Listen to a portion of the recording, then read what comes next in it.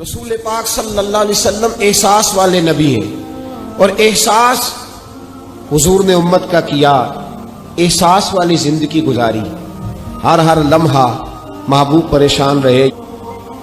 نبی پاک صلی اللہ تعالی علیہ وسلم کی حدیث اور روایت کرتے ہیں حضرت سلمان فارسی رضی اللہ تعالیٰ عنہ، اور ساتھ ہیں سیدنا بلال حبشی رضی اللہ تعالیٰ عنہ۔ فرماتے ہیں ہم نہ گھر سے نکلے، حضور نے فرمایا ذرا جلدی چلو، ایک ضروری کام ہے۔ فرماتے ہیں بڑی تیزی کے ساتھ آج روٹین سے ہٹ کر محبوب نے تیز تیز قدم مبارک اٹھائے، تیز تیز، اور فرماتے ہیں ایک گلی ہم نے کراس کی، دوسری گلی میں جو پہنچے تو پھٹے پرانے کپڑے، سادی سی بی بی، اور حالت بتاتی تھی کہ بیچاری کسی غریب گھر کی ہے، وہ سڑک پہ کھڑی تھی اور رو رہی تھی۔ میرے کریم رسول نے فرمایا بلال اسے پوچھو کیا مسئلہ ہے، کیوں روتی ہے؟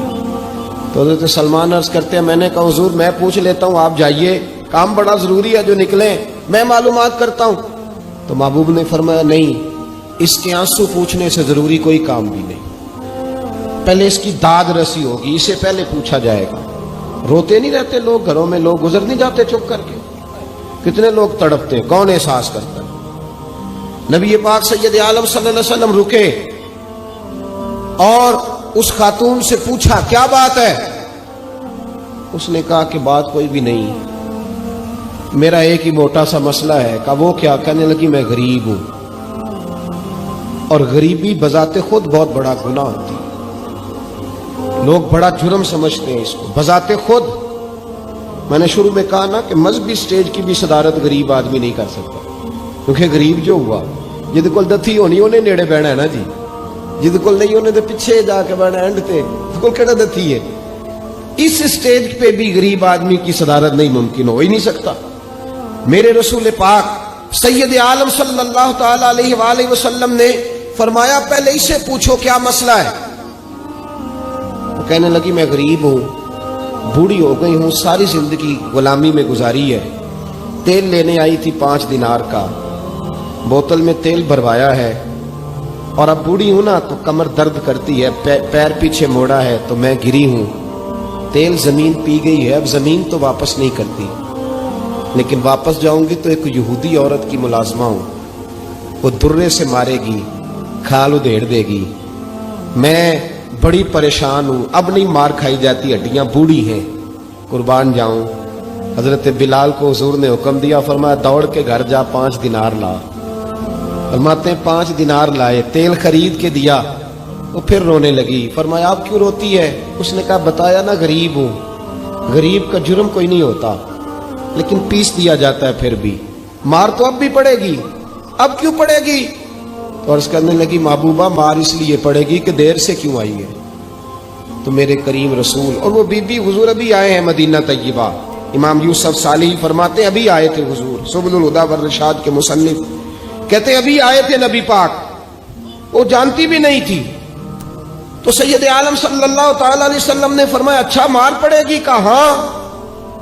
او بھائی کونسلر جو کل آپ کو کہہ رہا تھا نا میں آپ کا خادم ہوں، کونسلر بے گناہ، بلکہ ہمارے SHO صاحب اگر چودھری پہ پرچہ آ جائے تو اس کو ٹیلی فون کر کے پوچھتے ہیں صاحب جی تہاڈے خلاف درخواست آئی ہے، ادا کی کرنا ہے؟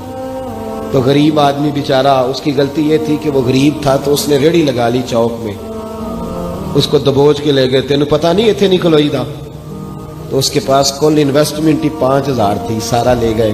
پھر وہ کونسلر صاحب کے پاس چلا گیا، سر میرے نال چلے آدھے ذرا میں تھانے جانا ہے۔ انہوں نے کہا گڈی کرائی ہے، پیسے ہے نہیں ایویں تھانے جائیدا ہے۔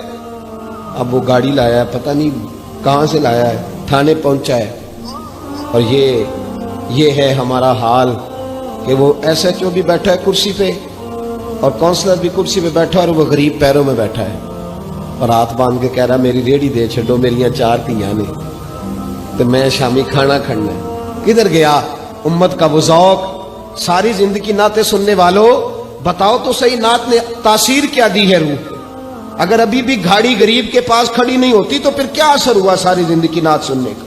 میرے مصطفیٰ کریم سید عالم صلی اللہ تعالی علیہ وسلم نے فرمایا اس خاتون سے یہاں کونسلر ساتھ نہیں جاتا، کہتا ہے کر دیا ٹیلی فون، سویرے 9 بجے پہنچ جانا، اور کائنات کی سب سے معزز شخصیت حضرت سیدنا بلال حبشی رضی اللہ تعالیٰ عنہ فرماتے ہیں میرے نبی پاک نے فرمایا بی بی چل میں تیرے ساتھ چلتا ہوں.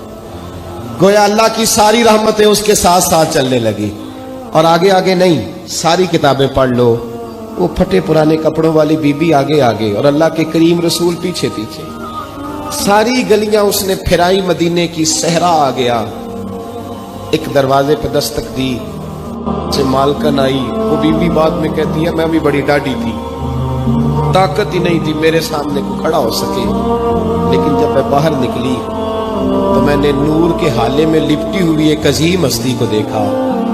فرماتے محبوب کے گورے چٹے رنگ کے اوپر کالی زلفیں اور محبوب پاک کی مقدس آنکھیں جب تک بات کرتے رہے نظریں زمین پہ جھکی رہی. شرم و حیا والے رسول نے بڑے میٹھے, بڑے دھیمے, بڑے خوبصورت لہجے میں کہا. بریلی کے امام فرماتے ہیں نیچی نظروں کی شرم و حیا پہ درود. بڑے دھیمے لہجے میں فرمایا تیری نوکرانی ہے تیری. عورت کہتی ہے میں تو حضور کے جلووں میں محو ہو گئی کہ سادگی میں اتنا حسن میں نے دیکھا ہی نہیں, تیری نوکرانی ہے. کہا تو میرے محبوب نے فرمایا بیچاری کی غلطی کوئی نہیں, اسے مارنا نا, اس سے تیل گر گیا تھا, نیا خریدتے دیر ہو گئی, رو رہی تھی تو میں سفارش کرنے آیا ہوں.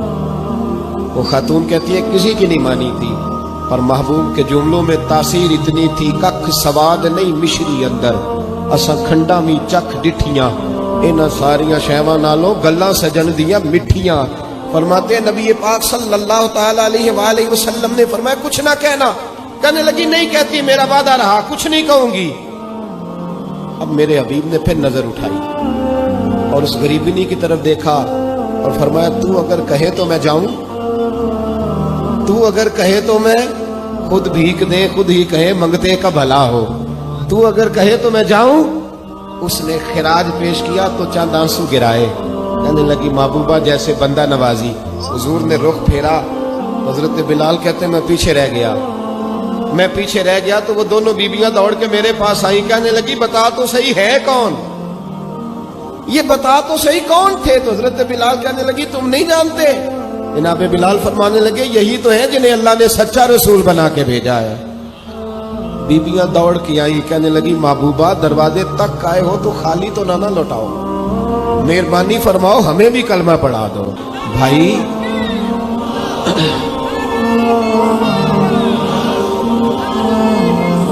اگر دولت احساس ہے نا پھر تو زندہ ہے.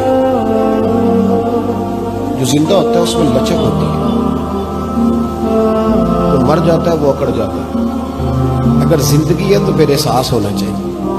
اگر تیرے اندر زندگی ہے تو پھر احساس ہے, اور اگر تیرے اندر احساس نہیں رہا نا تو پھر زندگی زندہ دلی کا نام.